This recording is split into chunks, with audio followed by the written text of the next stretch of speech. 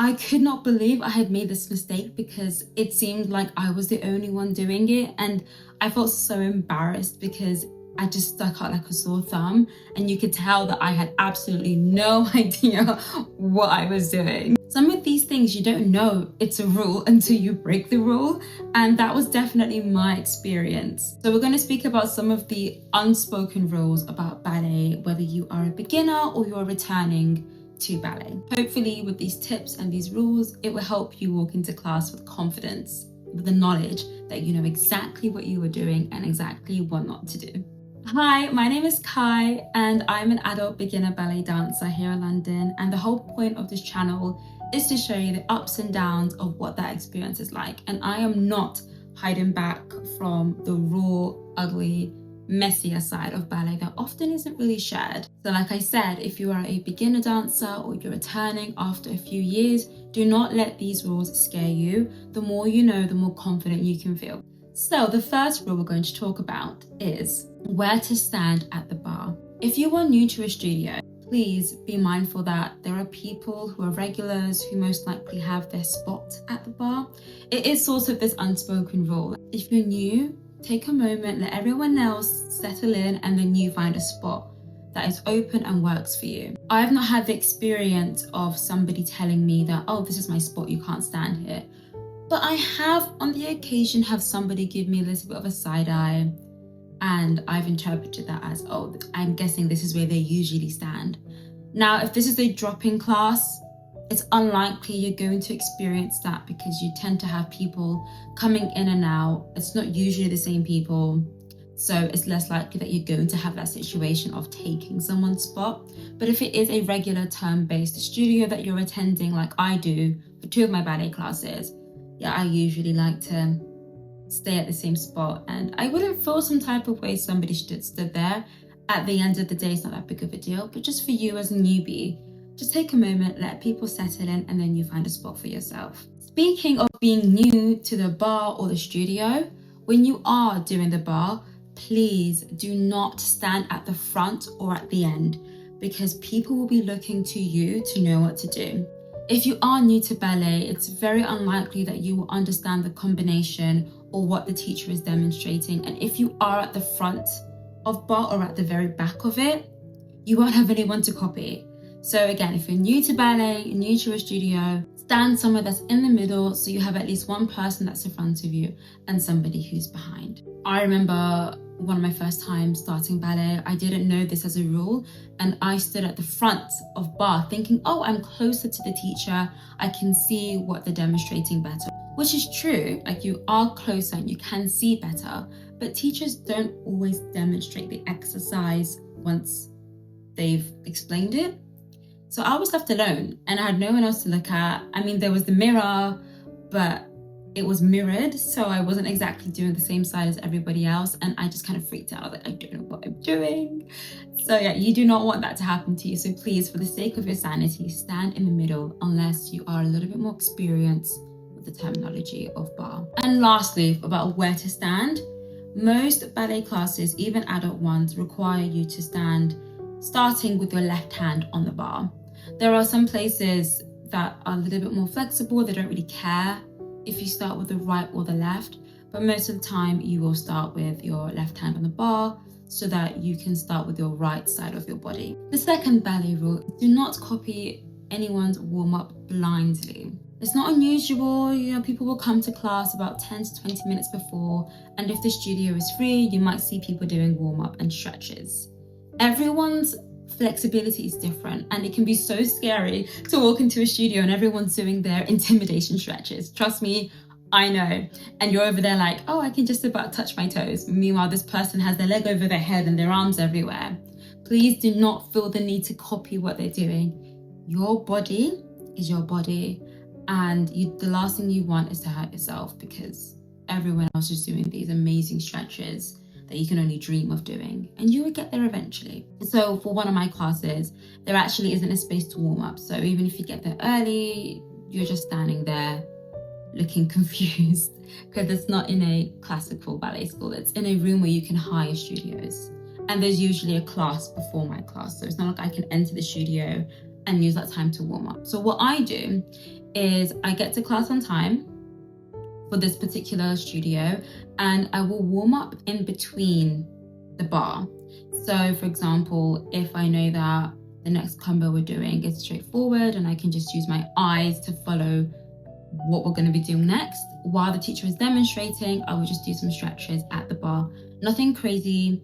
I still make sure that I can see what I'm doing, but maybe I'll just be getting like a little stretch here and there, you know. Just at least at this point, we've had a few bar combinations, my body's a little bit warmer and I can do some stretches. And some teachers will even give cues for stretching. They'll say, okay guys, we're going to use the last 16 counts to do any stretch of your own. And please, of your own. You don't need to follow what people are doing. Do what works best for you in that moment. The next rule no one ever tells you in ballet is how to address the teacher correctly. This depends on how strict and traditional your ballet class is. If you are a student, a pre-professional, then of course you need to follow the traditional rules of addressing your teachers as madam or sir. But for me, I take adult ballet classes. It's a lot more casual. I don't need to use these terms and titles, but I'm not just going to be like, my teacher's called Mary. I'm not gonna be like, hey, Mary girl. No, it's Mary, can I ask you a question? Mary, can you help me with this? Mary, can you repeat the demonstration? So it's almost as if you're in school, because they are a teacher, but far less formal. And you need to make sure you're being respectful when you are addressing your teacher and not treating them like they're your best friend. Even if you have a good relationship, there's a level of respect and boundaries that need to be maintained. Especially if your teacher is closer in age. This is something that's happened to me a few times as an adult dancer, and sometimes my teachers do look like they're in my age range. And it can be so easy to slip into that colloquial term of approaching them. But no, we need to keep it casual and respectful. I think we are number 4. Anyway, whatever number we're on, the next ballet rule nobody ever tells you that you should know is corrections etiquette. So it's not unusual for a teacher to give corrections to mold you and show you what you're doing that is wrong and showing you how to do it correctly. This is not a personal jab or critique of who you are as a person. Granted, I do take adult ballet classes, as I've said, so my teachers are a lot more, there's less pressure for what I want to say. So when they are giving corrections, it's not coming from a place of, you are going to be professional, you need to make sure that you are fully turned out. They are a lot more gentle with how they approach me. So that could be different from a professional setting, but even then, please do not take it personal. Nod, accept the critique, take it in, try to demonstrate it to show your teacher if you're doing it correctly. Be curious about the correction and move on. And with that, I want to say, take other people's corrections too. If someone in front of you is being critiqued, take it as if it's your own critique and try to adapt it into how you are moving in the dance. You can learn from others' mistakes too, not just your own. And to be honest, I love it when I get corrections. I'm going to ballet class because I want to improve. And if I'm going there and no one is telling me, oh, this is something that you can improve on, this is something that you could do more of, like, why would I not want to hear that? It just means that they're paying attention and actually helping me, which is what I want. The 5th ballet rule nobody tells you about class is spatial awareness. Sometimes you're lucky, you go to class and there's an even number amount of people in the room, so you don't have to worry about kicking someone in a grand battement or you being kicked in a grand battement, and you're not having to suppress your pirouettes or your jumps because you might bump into people. And other times you come to class and it's jam-packed, especially at the start of the year when everyone has their yearly goals, or if it's a master class where people are so excited to be taught by this teacher. It's not unusual for there to be a lack of space at the bar. And that means we need to be mindful about where we are positioning ourselves. Think of it as ballet having invisible lanes. If you're a driver, you might understand what I mean. So if you are at the bar and there's somebody behind you who's quite close, you want to angle yourself away from the bar so that your kicks, instead of going back, they're going to the side. And I can put up some pictures to show exactly what I mean. And that goes for the same if you're at the front and you're kicking your leg out in front of you. You want to angle yourself away from the bar so that you are not at risking kicking your friend in the head, which we don't want. Same for the side. Be mindful that you're not straightly aligned with the person opposite you, because when you start kicking in your elastic hand, it's going to be a mess and you don't need that. And when you're in the center, be mindful of your steps, especially ones that require you to travel. So if you know that you're going to do center work in small groups of 3, for example, angle yourself in a way that you're in a triangle. So there's like one person here, one person there, and one person there, a triangle. Again, I will put some images to demonstrate what I mean, so that if you are doing a lot of jumps and you're traveling a lot, you have the space to move in the way that you want to without putting the health and safety of other people at risk. The 6th ballet rule that I wish I knew that no one ever talks about is the no talking rule during combos. So when a teacher is demonstrating a combination, whether it's at the bar or the center, let them speak. Do not interrupt. Do not whisper with your friend in the corner or get your phone out and start texting people or speak on the phone loudly if you need to answer a call. Let them do what they need to do as a teacher, because talking, it doesn't only ruin your ability to understand the combination, but it gets in the way of other people's learning. And ballet isn't cheap, it's expensive. People do not want to come to class only to have their learning be disrupted because of your talking.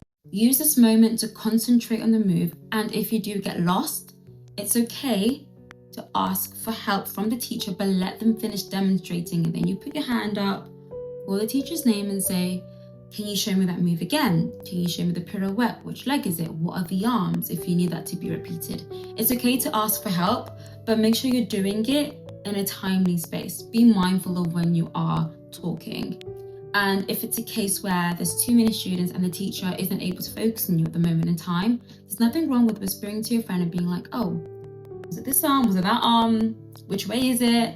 But again, you're not shouting from the top of your lungs about how confused you are. Be mindful of when you need to ask for help. The 7th rule no one tells you about ballet class is applause at the end. This, I noticed, has varied from different classes that I've been to. So to clarify, I go to ballet 3 times a week, sometimes 4. Twice a week is my regular term-based class, so it's every single week, the same people, the same teacher, the same bar per term, and the same center work per term. So you get to know people and become familiar with the teacher. I also go on Saturday.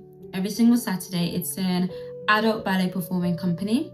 So we start off with a warm-up, and then we do a bar, and then we do a company class, and the rest of the hours are dedicated to rehearsals. And right now we're doing Swan Lake. And yes, there will be a vlog soon. And something that I've noticed is that each class claps and applauses in a different way. So my Monday class, for example, will applause after every center sequence. So if there's like a center work that we're doing and we're doing it in small groups, the first group will watch, and after they're done doing it, the second group will clap, and then vice versa. Whereas my Thursday class, sometimes people clap, sometimes people don't clap after someone has demonstrated their center work. And my Saturday class, because we're more focused on rehearsals, we don't usually clap. Only if someone is doing something very grand, like 1600s fortes, then we might clap. But if it's a regular sequence that they're doing, then it's more polite to just stand there and let them continue their work. But what I have noticed at the end of every single ballet class I've been to is clapping for the teacher, again, at the very end. Usually it's just a simple clap, you just stand and say thank you, or sometimes there'll be like a reverence where you do a little bow, curtsy, step tap. It's really cute. I like doing it at the end of class. But again, everyone I've been to has their own way of doing it. Sometimes it's just saying thank you, sometimes it's doing the reverence, and sometimes it's both. And if there's a piano, if you're lucky enough to have a live pianist, then you also clap towards them too. It's just a sign of respect, and you don't want to be that one person who's not clapping. The 8th rule about ballet class that nobody tells you is where to put your belongings. Again, every studio is different. Some places will have a cubby or a locker where you can neatly put your things away. Other places don't. So when you are coming to class, do not leave your big bag of things right by the bar. It will get in the way and it looks messy and it's quite disrespectful. What we normally do is we leave our things at the side of the room where there's no bar, nobody's really using that space during the center work. And if you're not sure where to put your things, just look at everyone else and put it there too. Again, if you're lucky enough to have a cubby or a locker, then use that accordingly. But there's also space, usually one wall on the floor away from everyone. Please do not bring your massive bag right by the bar. And you can bring your water bottle if you want to, that's okay. The final ballet rule that nobody tells you about class is the unspoken dress codes. Now, if you are a professional student or a pre-professional, you'll of course know that your studio or your company has a very strict dress code. And from what I've seen on videos, it's usually pink tights, pink flats or point if that's what you're on, and a leotard. I rarely see places where they allow at least the female dancers to have a skirt. I've heard some professional dancers or students that you're allowed to wear a skirt or shorts if you're on your period and feeling a bit bloated and want some more coverage.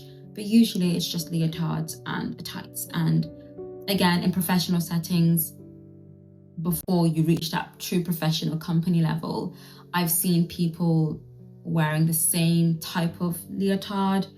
I've usually seen like navy blue or grey or like the Vaganova traditional one as well. It's rare that I see videos of people who are students wearing colourful different types of leotards. So stick to what your school tells you to wear. Now, if you're a dancer or if you're a professional in a company, you can wear whatever you want really. Most of the time it is ballet clothing attire, something adjacent to it. So you can wear your tights over if you really want to. You can wear whatever gear you want, whatever leotard you want, whatever funky patterns and colors that you have in mind. You are free to wear them. You're allowed to. So do with that what you will. I personally love to dress up for class. Some people, at least in adult classes, they just wear like standard gym attire, nothing crazy. You don't have to invest in a ballet outfit if you don't want to. At least get your flats or point shoes. But you can pretty much wear what you want. You can see all the videos of professionals. They again wear what they want. They usually have a leotard, but it's not a strict type of leotard that they have to wear. Obviously, as an adult dancer, as long as you can move and you can see parts of your lines, wear whatever you want. Just keep your hair out of your face, and if you're gonna wear jewelry, don't let it be the dangly earrings. Let it be studs if you have to wear jewelry. Of course, for cultural, religious reasons, keep that on with you. But get rid of the necklaces and all these rings. It's just gonna make things. It doesn't look nice, first of all, in my opinion. But I also don't think it's very safe. If you are doing all these jumps and turns and you've got dangly jewelry, what if you fall and hurt yourself? It's just not worth the risk. I do think there's more leniency around tattoos, even for professional dancers. I believe they just need to cover it when they're performing. But yeah, adult dancers, you can have whatever tattoos you want. It's fine. So to summarize, do not let these rules scare you. Everyone has been new. Everyone has made these mistakes at least once in their life. I know I have. And I'm sure there are so many more things I haven't mentioned. You will pick up these things as you go on, and it's not the end of the world. At the end of the day, your classmates and your teachers are just happy that you're there, and you're doing yourself a favor by showing up to class. If you found this video helpful, please check out my previous video about the harsh truths about starting ballet late.